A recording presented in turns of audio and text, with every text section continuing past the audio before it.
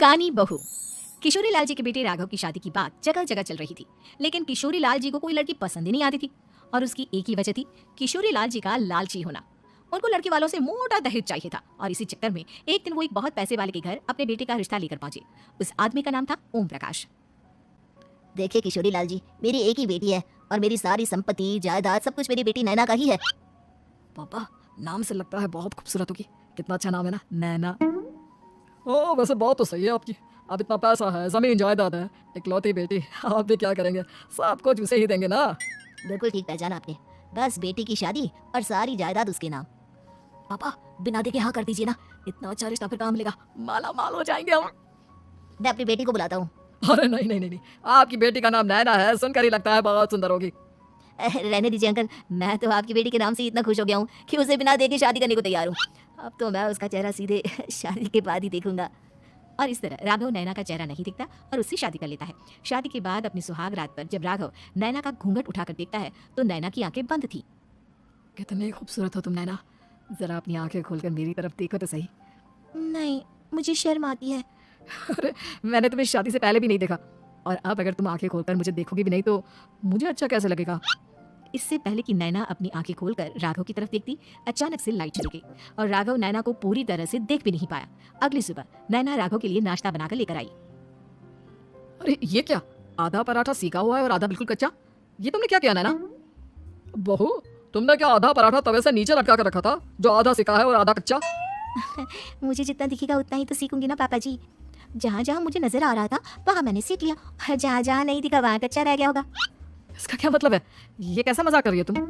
अरे बहू, तुमने इतना लंबा घूंघट क्यों लगाया हुआ है? देखो हमारे घर में बहुओं को बेटी की तरह रखा जाता है, और फिर तुम तो इतना सारा माल लेकर आई हो। देखो ये घूंघट डाल कर रखने की कोई जरूरत नहीं है। हाँ नैना, पापा जी ठीक कह रहे हैं, तुम तो आराम से रहो, अपना ही घर समझो। नैना अचानक से अपना घूंघट उठा लेती है। अरे ये क्या पापा, नैना की तो एक आंख फूटी हुई है।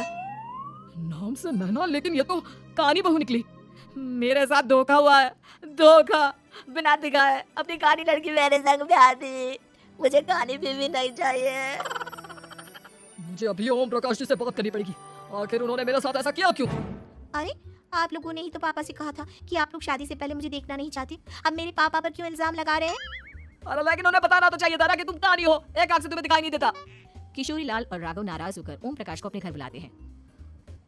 पापा जी, ये आपने क्या किया? शादी से पहले बताया क्यों नहीं कि नैना की आंखों में परेशानी है? अरे आप ही ने तो लड़की देखने से मना कर दिया था। अरे लेकिन आप बता तो सकते थे। आपको तो हमारी बेटी की प्रॉपर्टी चाहिए थी, वो भी पूरी की पूरी। अब क्या हुआ अगर उसे आधा दिखाई देता है? प्रॉपर्टी तो आपको पूरी मिल गई ना। अरे ये क्या बात हुई? मेरी शादी प्रॉपर्टी से नहीं आपकी बेटी से हुई है। अब ये तो पहले सोचना चाहिए था, तब तो मेरी प्रॉपर्टी देखकर तुम्हारी जुबान लप लपा रही थी। लेकिन मैं कानी लड़की को अपनी बीवी बनाकर नहीं रख सकता।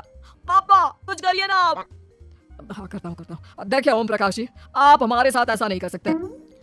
और तुम देखो, अगर तुमने मेरी बेटी से शादी तोड़ी ना, तो जो भी प्रॉपर्टी मैंने तुम्हें दी है वो तो पूरी की पूरी वापस ले लूंगा, और आधी प्रॉपर्टी तुम्हारी भी लूंगा। अरे मेरी आधी प्रॉपर्टी भला क्यों लेंगे आप? इसलिए क्योंकि मेरी बेटी को आधा नजर आता है और उसकी नजर अभी तक तुम्हारी आधी जायदाद पर ही पड़ी है। अब तुम उसे घर से निकालोगे तो कुछ तो लेकर जाएगी ना। और अगर हम आपकी बेटी को अपने घर की बहू बनाकर रखे तो? तो तुम्हारी पूरी प्रॉपर्टी तुम्हारी ही रहेगी, और जो मैंने तुम्हें दिया है ना उसमें से बस मैं आधा लेकर जाऊंगा। अरे लेकिन अब आप अपनी दी हुई प्रॉपर्टी में से आधी वापस क्यों लेकर जाएंगे, अगर मैं आपकी बेटी को अपनी पत्नी बनाकर रखने को तैयार हूं तो? इसलिए ताकि भविष्य में अगर तुम मेरी बेटी को धोखा दो तो उसके पास कुछ तो रहे जो पति का हो। वैसे मेरे पास तो बहुत कुछ है, लेकिन अपने पति की कोई निशानी तो उसके पास होनी चाहिए ना।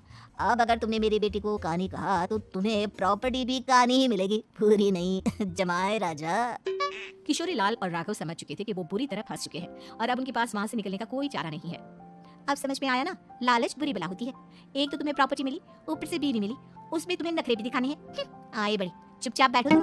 कुछ दिनों के बाद नैना राघव की कार लेकर बाजार घूमने निकलती है और जब कार लेकर वापस आती है। अरे ये क्या, एक तरफ से मेरी गाड़ी पूरी खराब हो चुकी है, लगता है तुमने मेरी गाड़ी को किसी दूसरी गाड़ी के साथ एक्सीडेंट किया है। अरे कितना बड़ा नुकसान कर दिया तुमने बहू। वो क्या है ना पापा जी, मुझे एक आंख से दिखाई नहीं दे रहा था, सामने से गाड़ी आ रही थी। मुझे तो सिर्फ आधा ही दिखाई दिया और वो गाड़ी मेरी कार से रगड़ती हुई निकल गई। अब मैं क्या करूं बताओ? आप इसे ठीक कराने के पैसे कौन देगा, तुम्हारे पापा? तुमने मुझसे इस तरह से बात की? अभी रुको। नैना राघव की शिकायत ओम प्रकाश को कर देती है। देखो राघव, अब जो मेरी आधी प्रॉपर्टी तुम्हारे पास थी ना, उसमें से आधी और मैं लेकर जाऊंगा, क्योंकि तुमने मेरी बेटी को डांटा। अरे नहीं नहीं पापा जी, गलती होगी, माफ कर दो। गलती की तो कोई गुंजाइश ही नहीं। अगली बार मेरी बेटी को डांटा तो बची हुई आधी में से आधी और ले जाऊंगा। लालच के चक्कर में हम दोनों ने बहुत बड़ी गलती कर दी बेटा। एक तो तुम्हें कानी बहू मिली और ऊपर से जो माल मिला वो भी काना। इस तरह राघव की हर एक गलती पर ओम प्रकाश उसकी प्रॉपर्टी का आधा आधा हिस्सा लेकर अपना सारा माल वापस ले गया और राघव को कानी बीवी से काम चलाना पड़ा। भाई लालच वाकई में बुरी बला है।